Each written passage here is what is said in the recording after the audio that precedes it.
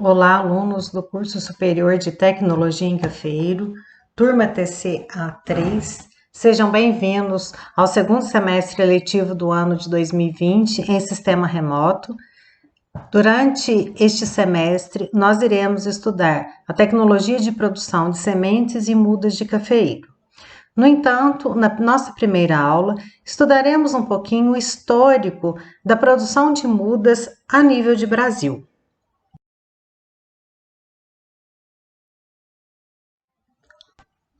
Nos primórdios da cafeicultura nacional, por herança de outros países, ou seja, por informações trazidas de outros países pelos portugueses, as lavouras elas eram formadas através da semeadura direta de café em coco. Ou seja, o que é o café em coco? O fruto que é seco, né?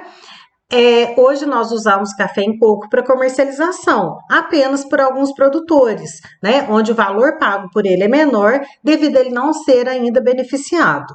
No entanto, o café em coco é o fruto, né? Não se tinha até então a tecnologia de produção de sementes. Hoje nós trabalhamos com a semente que é descascada, desmucilada e a semente é comercializada hoje com o pergaminho. E o café, na verdade, ou seja, o fruto seco, né? Ele era colocado em covetas abertas. O que é uma coveta? É uma pequena cova de aproximadamente 10 de profundidade por 10 de largura por 10 de comprimento. Então, nós falávamos uma coveta de 10 por 10 por 10. E essas covetas eram abertas, gente, logo após a derrubada das matas. Então, o solo fértil, né? Por quê? Porque é um solo de mata. Geralmente, eles ateavam fogo também logo após a derrubada das árvores, para que houvesse a limpeza dos terrenos. E o que os produtores preocupavam muito era no número de plantas que eram cultivadas e não pela produtividade, ou seja, pela produção por hectare. Mão de obra até então, isso por volta de 1727, né, mão de obra escrava e na verdade que alavancou a cafeicultura no Brasil. Na verdade, utilizava-se aproximadamente de 20 a 30 unidades de café em coco. Então, aqui nós podemos observar os frutos, né? Em coco, na verdade, é um fruto, né? Com duas sementes. Então, na verdade, se utilizavam de 20 a 30 unidades de café em coco, vezes duas sementes, daria de 40 a 60 sementes por coveta. Agora, vocês imaginam, gente, hoje nós usamos uma planta, né, por cova, né? Hoje a gente não trabalha mais com cova, mas nós utilizamos uma planta só, né? Nem duas, hoje nós não usamos mais. Então, quer dizer, ali, gente, se desenvolviam, vamos por aí com 90% de germinação, né? Seria aí mais ou menos de 36 a 53, 54 plantas por coveta. E posteriormente, pelo número ser excessivo, né? Posteriormente era feito o desbaste dessas mudas que eram nascidas, né? De forma a conduzir de 8 a 10 plantas por cova. Então, quer dizer, gente, quando nós pensamos em uma hoje, de 8 a 12 é um número muito grande. Então, era chamada moita, em covas espaçadas de 3 por 3 a 4 por 4. Então, gente, esse aqui, na verdade, um desenho. Esse aqui já são os colonizadores italianos, né, que vieram para o Brasil no final do século XIX, começo do século XX, né, onde nós podemos observar aqui uma lavoura de cafeeiros, né, parecendo uma moita mesmo, muito diferente do padrão que nós temos hoje de produção. E outro sistema que era bastante usado também, além de coveta, aqui eu coloquei essa foto em saquinho, mas utilizavam muito, gente, eles fazerem uma semeadura prévia embaixo de plantas do cafeeiro ou mesmo em matas, né, nas margens das matas. Então, aquele sombreamento permitia que essas plantas se desenvolvessem melhor. Então, era bastante utilizado também. Então, era a catação de mudas nascidas naturalmente nas lavouras de cafeeiro ou produzidas em locais de mata, oriundos de frutos caídos no chão das safras anteriores. Então, quer dizer, fazia uma repicagem dessa planta, ou seja, retirava ela, né, do local onde ela estava e replantava por um local definitivo.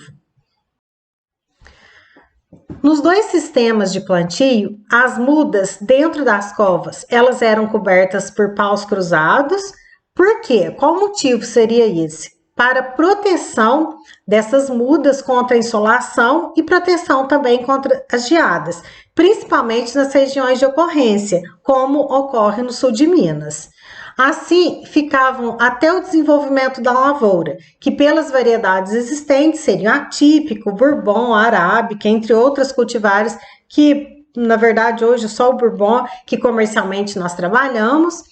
E essas plantas, gente, elas levavam em torno 7 anos para produzir a primeira safra econômica. Então, o que significa a safra econômica? É a máxima produção já inicial da lavoura.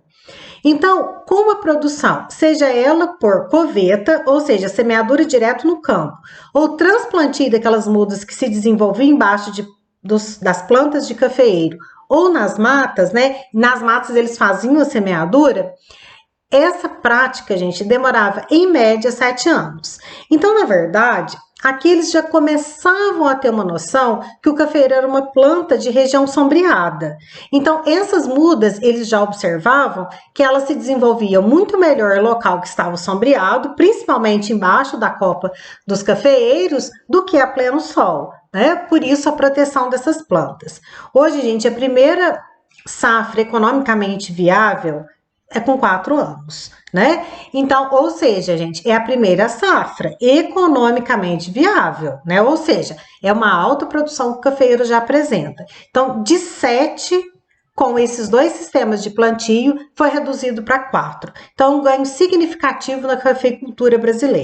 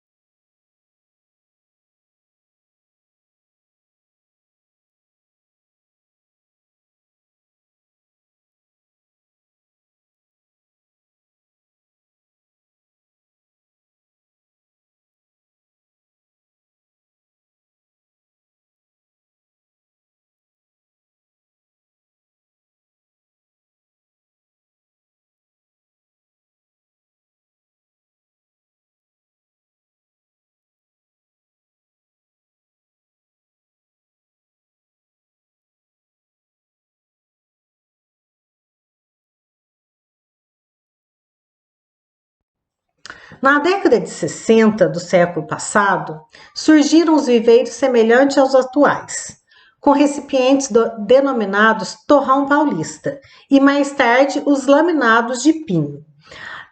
Inicialmente com 2 a 4 mudas por recipiente, depois com 1 a 2 mudas oriundas de sementes provenientes de frutos cerejas despolpados e desmucilados.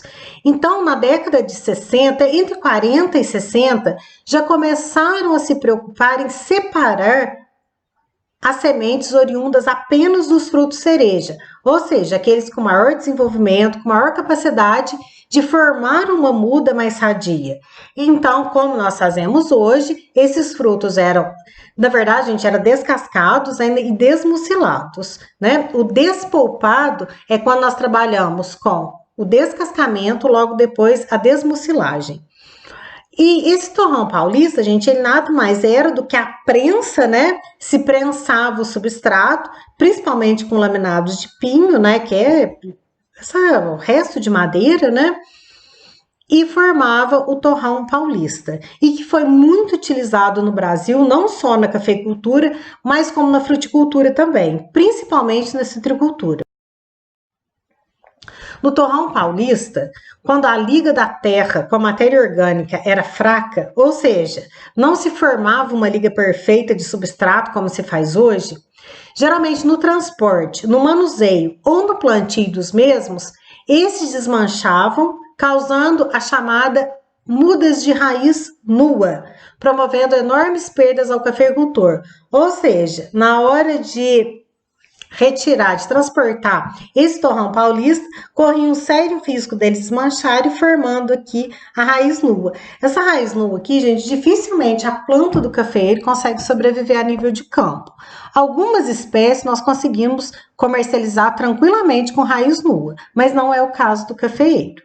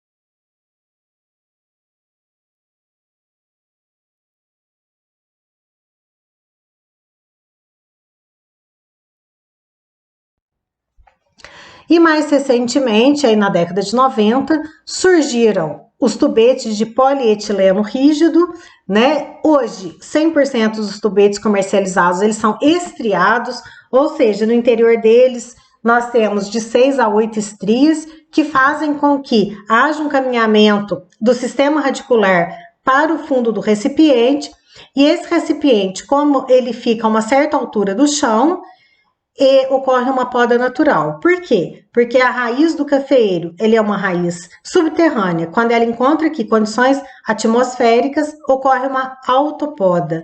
Então, dessa maneira, como nós usamos substratos esterilizados, diminui o risco de contaminação por fungos e nematóides e também o risco de peão torto. Nós estudaremos os tubetes, gente, separadamente como uma tecnologia. E aqui nós temos talvez um futuro aí bem próximo da cafeicultura, que são as técnicas de formação de mudas in vitro em condições de laboratório, que têm sido desenvolvidas como a embriogênese somática. Embriogênese somática, gente, ela é baseada, nós vamos também, logo na próxima aula nossa, nós estaremos estudando a embriogênese somática, que a partir de um segmento foliar, ou seja, de um pedaço de 1 centímetro quadrado da folha do cafeeiro, essa folha forma uma estrutura meristemática chamada calo. Esse calo forma inúmeras células. Essas células formam embriões somáticos, que são aqueles que não vêm do cruzamento entre o grão de pólen com o óvulo, ou seja, é uma clonagem, aqui formando inúmeras plantas. Aqui são os embriões já desenvolvidos e aqui essa planta em tubete.